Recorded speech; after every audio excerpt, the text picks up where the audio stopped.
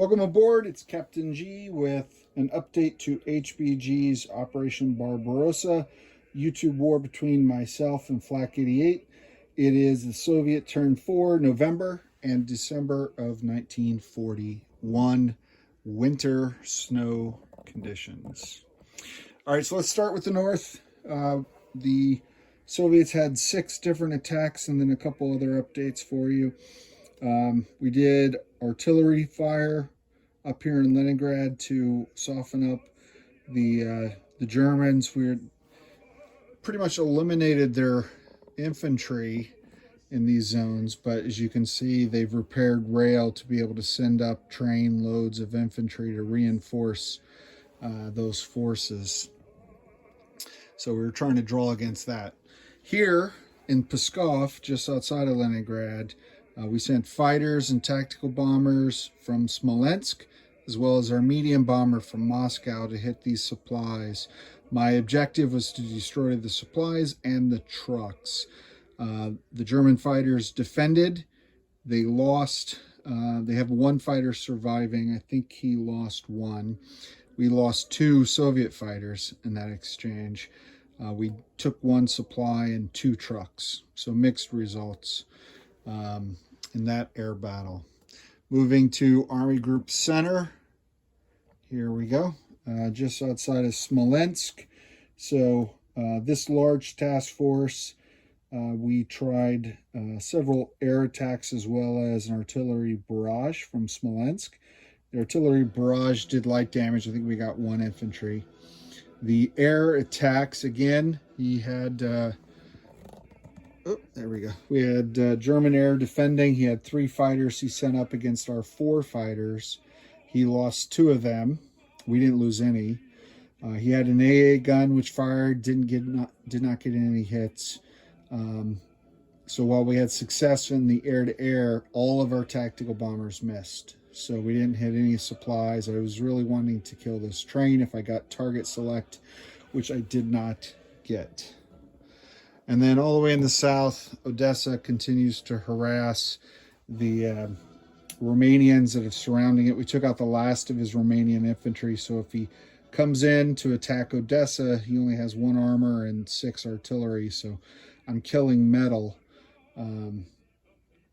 And that will cause him probably to hold off a little bit and send in some forces, maybe even pull some forces back. I did confirm that this army group was out of supply.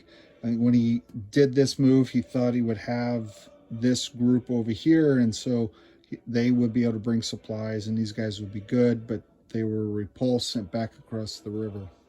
You notice that we did learn from our mistakes last time. We blew the bridges, so they can't move non-combat over here, so they can only do a combat attack. And we've reinforced this now. I think we have on that one 20 infantry, an AA gun, and a ton of supplies, with more forces here to either support or block.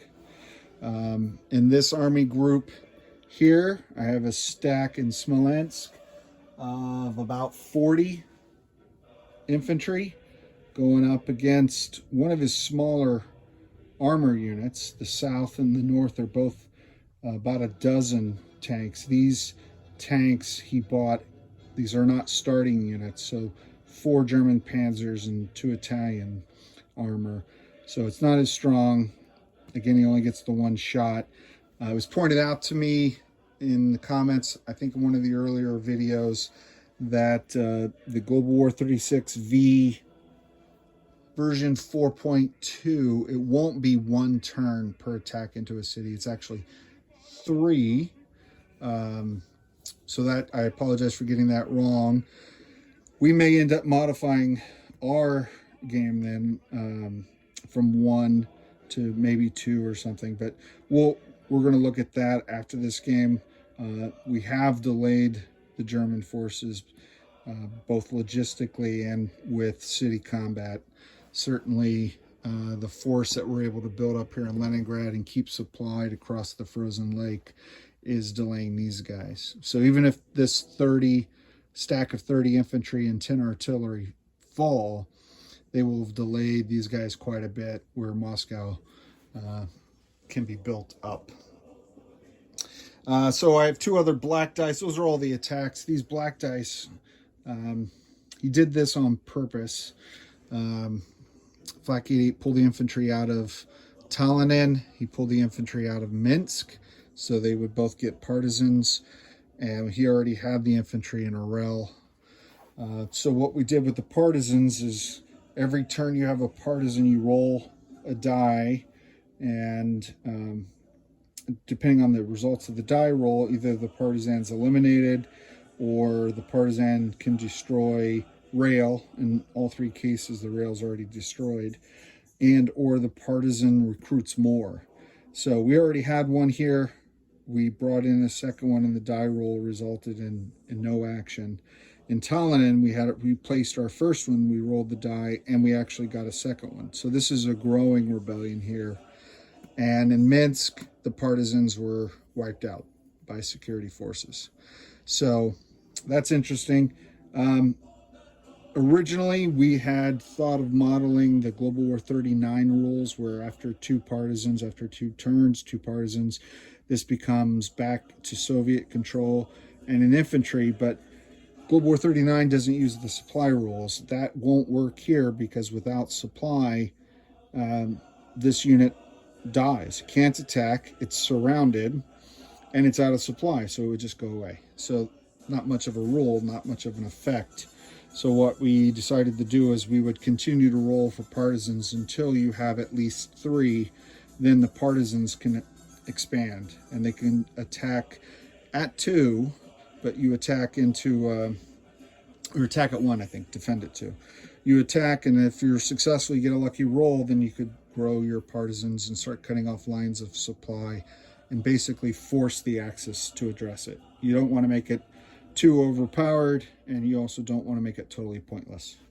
So we're still experimenting with our partisan rules, but we like what we're on to now. So that's really it. Big buildup here to counter these forces. I'm not sure how much longer I'm going to be able to hold on to Odessa. They're doing well, but it's winter again. Next turn is January, February, and basically half the die rolls were going to be winter, and we got winter. So while that has movement, allows movement across the rivers for the Germans, it's burning up a lot of supplies for everybody. You're losing twice the number of supplies, so it's really hard to keep Odessa supplied. And now I gotta worry about Sevastopol with these guys. What he'll be able to do is repair this bridge from this zone to here, or this zone to here, but probably this one, because this is where his supplies are. And now these guys are back in supply, and they'll be able to attack. So I suspect these guys will move down to Crimea in order to grab Sevastopol before it gets built up with supplies. And with this strait down here between these two zones, they're not connected. There's this sea of, I don't know if it's the Sea of Marmara, but there's a tiny little sea there. So there's a causeway that allows you to move. As long as you possess both sides, you can move 1 unit per turn. So the Soviets have been shucking infantry, knowing now that the days are numbered. They're going to move this last guy into Crimea, close the strait, and send by sea. So that's their defense plan for the southern zone.